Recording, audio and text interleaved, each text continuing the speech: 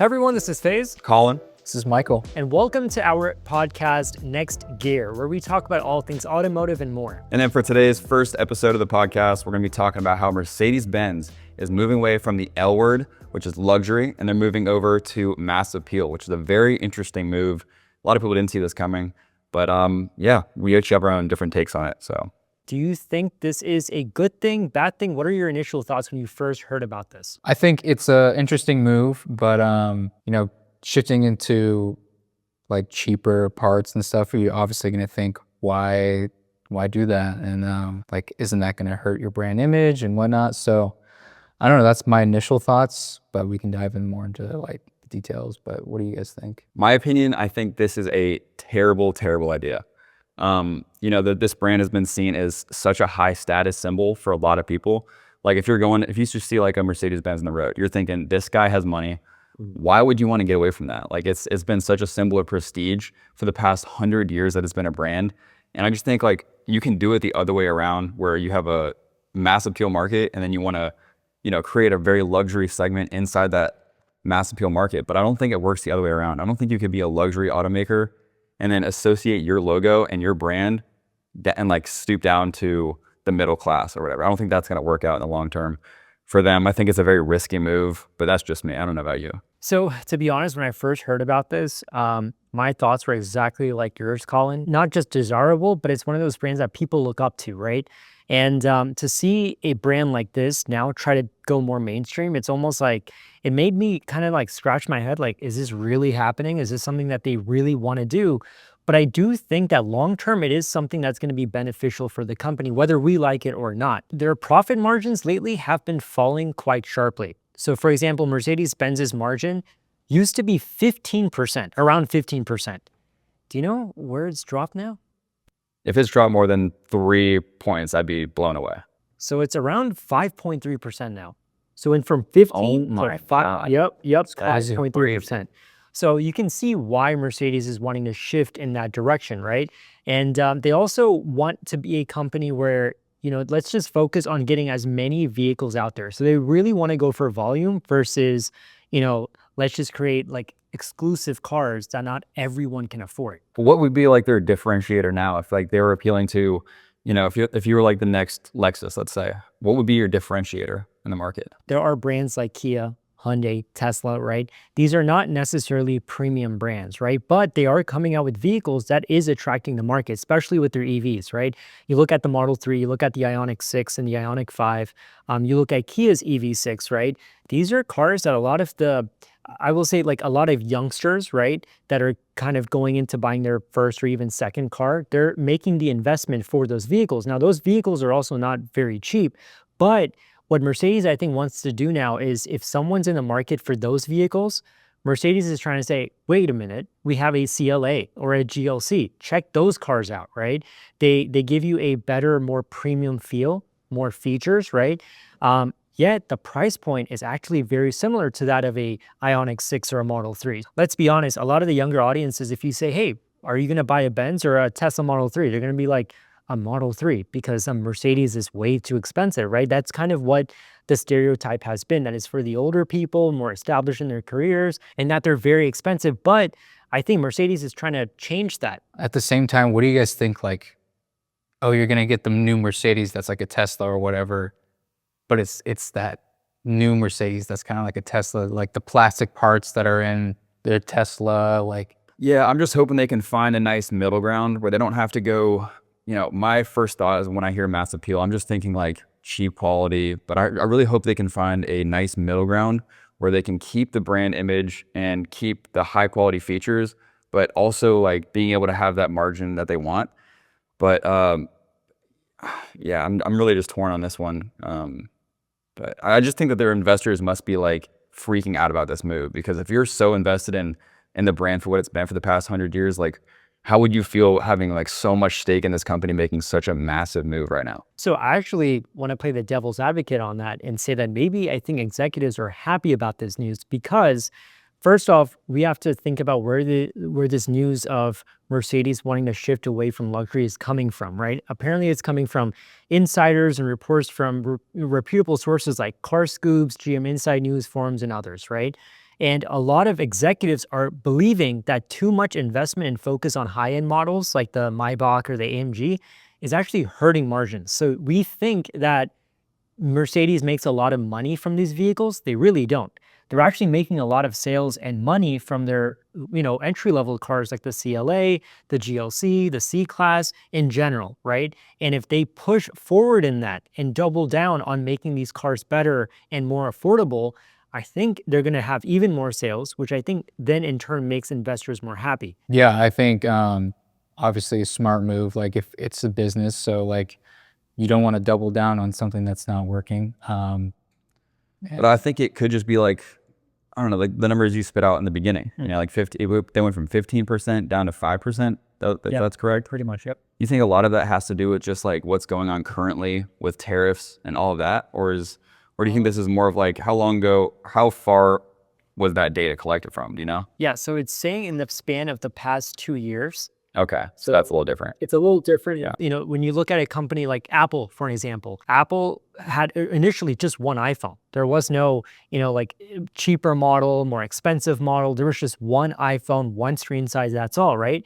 But as a company grows, right, they don't want to just kind of put themselves in a box, right? And see the competitor grow with more options and stuff, right? Because not everyone, believe it or not, can afford an iPhone. In America, we have subsidies and stuff like that, great, financing options, but other countries don't do that. In fact, in a lot of other countries, the iPhone is seen as a luxury item, just like Louis Vuitton or Chanel, right? So when you look at it from that perspective and see what Apple is doing, I mean, just look at their new lineup. They've got the iPhone 17, a base model. Then they've got a 17 Air or an iPhone Air, right? Then they have the Pro series, and they have an even affordable one called the 16e. I did not even know that about. Yeah. So they have a 16e, which is for people who are like, hey, listen, we have a budget, but we still want an iPhone experience, right?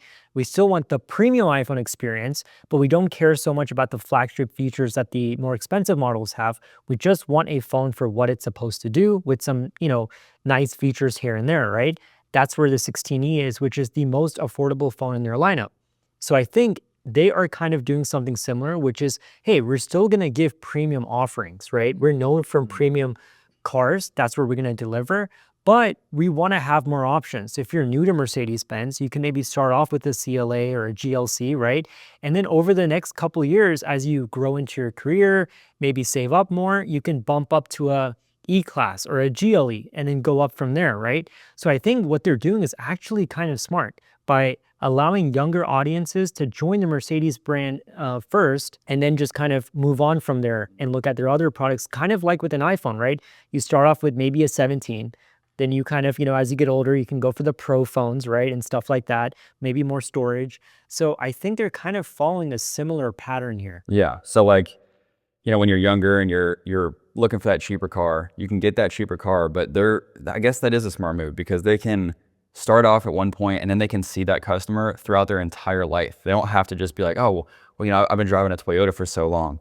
Let me phase out of this because I've like, prestige from that level of Toyota, and I want to move on to like a Mercedes now, where they can be starting off in a Mercedes but just like level up in the Mercedes brand, which I think is pretty cool. So I might be changing my opinion on this a little bit. Yeah, no, I think like to your point about the Apple thing, like it's kind of gets them in that ecosystem.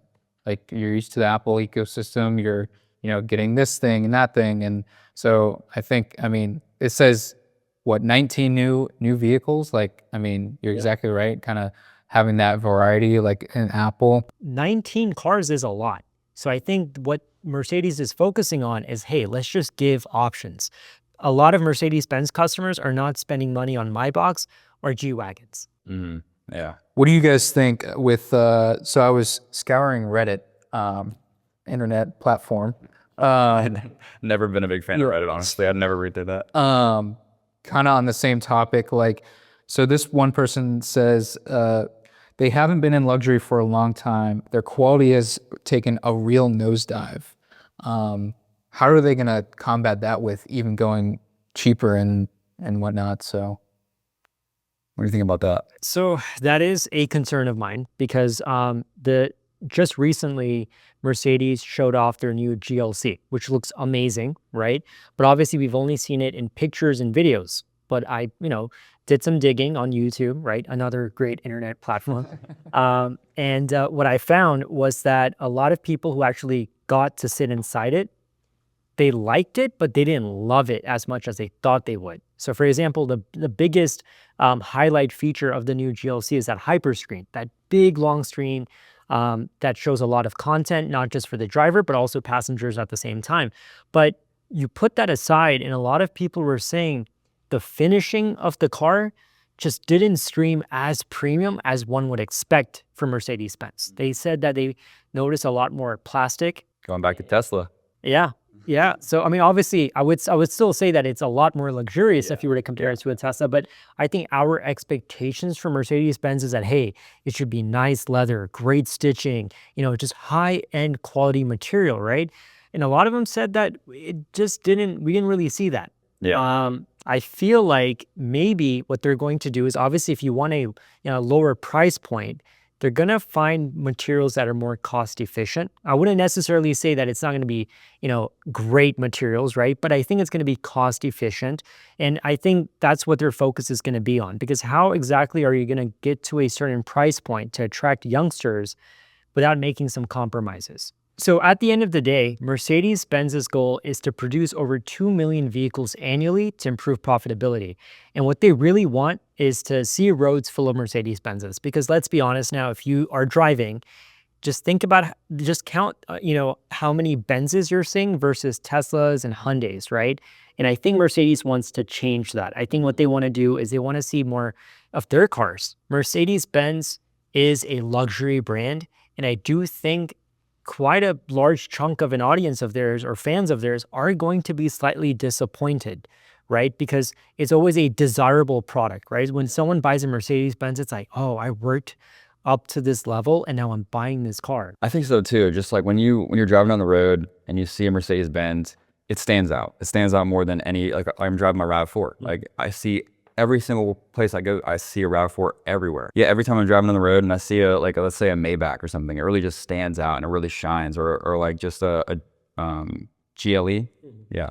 One of those just stands out. But if I just saw those cars everywhere and I had, like you said, worked my way up to get to this point where I'm driving a high status car that has a lot of prestige to it and behind the brand, and I'm just starting to see these pop up everywhere, it dilutes the brand. And I'm still kind of on the fence about how I feel about this. But I do see from an investor standpoint how this could be good for the brand, making more money, making the brand more accessible to everybody. It can go both ways, but I think it's going to have a little bit of damage to the brand in the long run, but we'll see. Yeah, my thoughts are still mixed. We talk about how a brand, like a luxury brand, could go from luxury to more diverse and open up to their audience. Why couldn't they just build back up to, close that gap at the bottom and then really have a super luxury brand at the top? And so I don't know. I think that's another way, like 10 years down the line, like they do end up doing that or something. Yeah. When, we're not all fascinated by screens and because that seems like the direction they're headed. Yeah. At first I was thinking maybe why don't they just do what Toyota did and just open up another division under the brand and like create like a Lexus for themselves. Yeah. But after doing some research, I saw that it doesn't always work out. Yeah. We had I saw there's a brand called Merkur. Have you guys ever heard of that brand? No. Exactly. It was from it was like before our time, but through 1985 to 1989, Ford had a brand called Merkur, and it was only around for those 4 years. They tried to push it out and they tried to make it kind of like a BMW rival, and it just completely failed. Nobody wanted them. It just fell flat in its face, and it cost a lot of money for them. So I could also see how that's very, very risky, and just sticking with your own brand and creating more affordable cars might be the way smarter play. So. Definitely. And I mean, going back to Toyota as well, I feel like it's easier to have a brand that is dedicated, one, for more affordable vehicles, right, for the mass appeal, and one that is dedicated more for luxury, like Toyota created Lexus when they wanted to go more into the luxury market. But having one brand that's trying to please both can be difficult. I'm not really seeing automakers today that is doing the best of both worlds, right? Because you're definitely going to offset a certain audience. having said that, Apple did it, but they're also a tech company. It's a different audience, but this is a high status vehicle that we're talking about, or high status vehicle brand that we're talking about. So at the end of the day, it really comes down to, what their real plan for this is and how it's going to work out. I think it has to be strategically thought out. But as always, we want to know your thoughts. What do you think about Mercedes-Benz's, direction? Do you think they should be going for mass appeal, or really thrive on what they do best, which is creating high-end luxury vehicles? Whatever thoughts you have, whatever questions you have, leave them down in the comment section below. Subscribe to our channel if you haven't already done so, and we'll see you next time. Thanks.